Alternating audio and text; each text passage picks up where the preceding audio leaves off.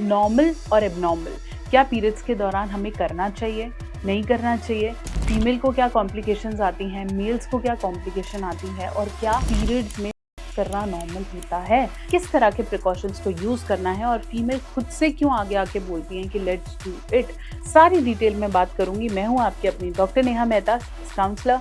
आपको अपनी हिंदी भाषा में देती हूँ इजी हेल्थ सॉल्यूशंस। तो अगर आप चैनल पर नए हैं, सब्सक्राइब कर दो और बेल आइकन प्रेस करो ताकि ऐसी वीडियोस आपको टाइम से मिलती रहें।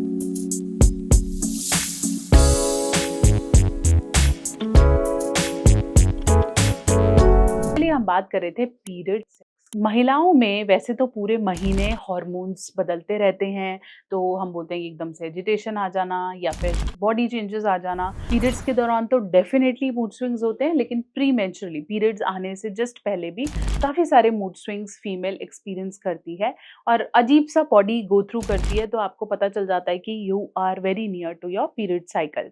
शादी होने के बाद या बच्चा होने के बाद ये प्री मेंस्ट्रुअल सिम्टम्स काफ़ी कम हो जाते हैं और बिफोर मैरिज या बिफोर प्रेगनेंसी थोड़े से ज़्यादा प्रोमिनेंट रहते हैं, क्योंकि बॉडी अभी धीरे-धीरे इन पीरियड्स को या इन साइकिल्स को एक्सपीरियंस कर रही है। इस समय पे जब हम पीरियड्स के टाइम की बात करते हैं तो हमारी बॉडी में एस्ट्रोजन हार्मोन बढ़ जाता है, फीमेल की बॉडी में, जो कि एक सेक्सुअल जैसे बोलते हैं एक अट्रैक्शन वाला हार्मोन है जिससे सेक्स करने का ज़्यादा मन करता है। तो एस्ट्रोजन हार्मोन जब बढ़ता है तो फीमेल माइट फील पीरियड्स के टाइम पे कि किया जाए, या फिर पार्टनर हो तो अट्रैक्शन डेफिनेटली फील हो सकता है। मोरओवर इस टाइम पे आपको कडल्स, लव, साथ रहना बहुत ज़्यादा रिक्वायर्ड होता है एक फीमेल को, क्योंकि उस समय एस्ट्रोजन हार्मोन बढ़ोतरी पर होता है। इसलिए ऐसे टाइम पे फीमेल बहुत ज़्यादा पैम्परिंग मांगती है या साथ बैठना पसंद करती है, या फिर काफ़ी मतलब उसको लगता है कि मेरा पार्टनर है तो मेरे साथ रहे, और ऐसे टाइम पे बहुत बार करने जैसी फीलिंग्स तक आप पहुंच सकते हैं। बहुत बार पीरियड्स क्रैम्प्स में या पेन में एक रिलीफ देता है, क्योंकि पॉजिटिव हार्मोन रिलीज होता है।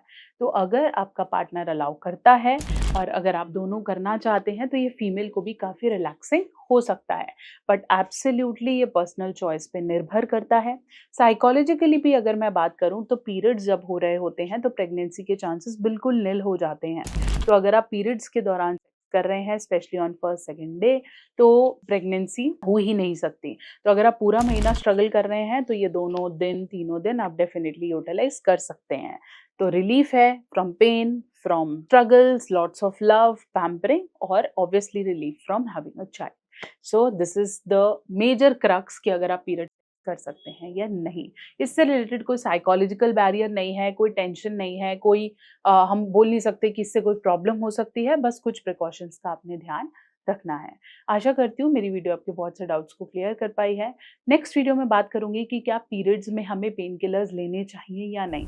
आपकी कुछ पर्सनलाइज्ड क्वेश्चंस हैं तो उसे मुझे इंस्टाग्राम या फेसबुक पे भेजें।